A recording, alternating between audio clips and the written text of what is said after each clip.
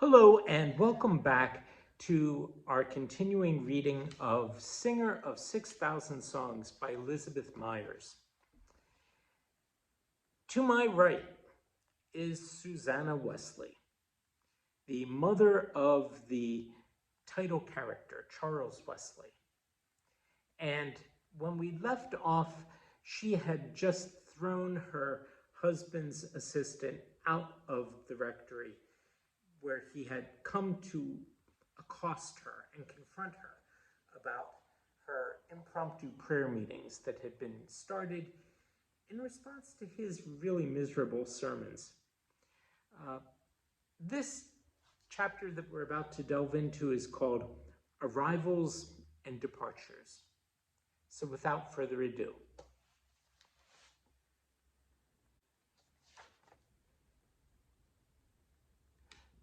the Reverend Samuel did not forbid his wife to hold the religious meetings, though he did say he did not approve of them.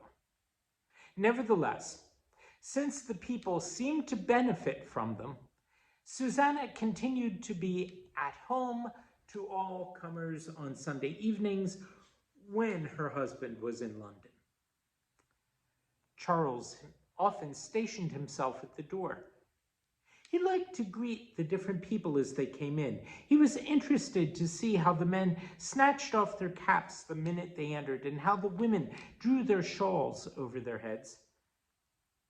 One night, a complete stranger came in.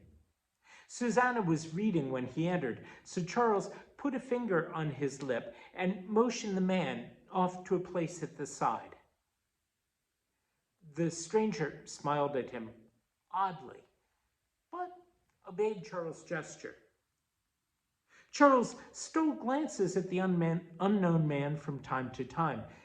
There was something familiar about him, yet Charles was sure he'd never laid eyes on him before. The stranger's clothes were grander than the Epworthians. His full-skirted coat was shaped more sharply at the waist, his shirt more richly ruffled. His boots, too, were of finer grain leather, though they were covered now with mud and muck. Susanna finished the chapter she was reading. As was her custom, she looked closely at the faces turned toward her. Suddenly she gave a little cry, and, stepping down from her stool, made her way toward the man Charles had just admitted. "Sammy! Sammy!" she cried, holding out her hand to the stranger. All the people turned to watch the meeting between mother and son, for most of them knew that Samuel Wesley the younger had not been home for 15 years. Susanna led Sam forward. "This is my eldest son, Samuel," she said. "He's a clergyman and can talk to you better than I." Sam spread out his hands in denial.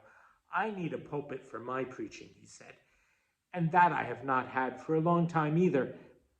Samuel is an usher, a master at Westminster School, London," Susanna explained.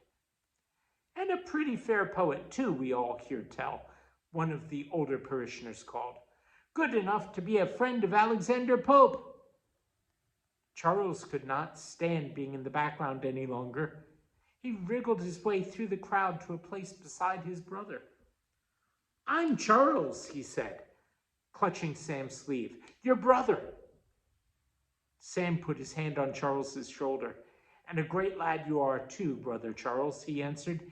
"You and I will have to get acquainted, won't we?" The nearest members of the congregation overheard the exchange between the brothers. "Let us go now and leave them to their reunion," one of the throng said. "If you'll just lead us in a closing prayer, Preacher Samuel." Susanna folded her hands in front of her and bowed her head. The other people followed suit. Sam raised one hand in benediction. "The Lord see between us while we are absent one from another. Amen," he said. Soon the Wesley family was alone. And then What an excited discussion broke out. Susanna seemed content to let her children do the talking.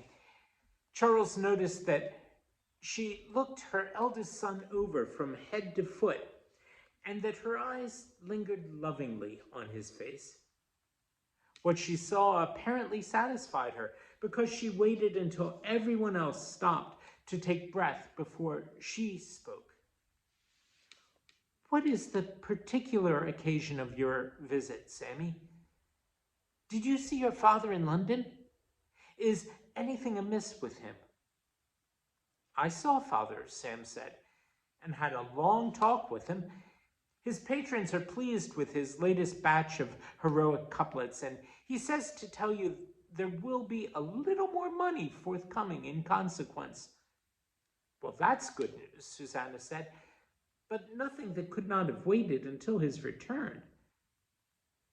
As to why I came, Mother, Sam went on, it was to persuade you to let Charles go back with me to Westminster. Charles gasped. Me? To Westminster? Susanna was equally taken by surprise. Charles? To Westminster? Sam nodded. Charles, to Westminster. I wish to sponsor him there. He will soon be 8 years old, the age when I went off. The age John did, too. Susanna sighed. That's true, she said, and smiled at Charles a little sadly. I suppose he is old enough. Charles felt as if he would burst with questions. What's Westminster like? Is it anywhere near Charterhouse School where John is? Will I know enough to keep up with the other lads? Will you be one of my teachers? Sam held up his hand as if to dam the flow of words. I'll take your questions one at a time, he said, laughing.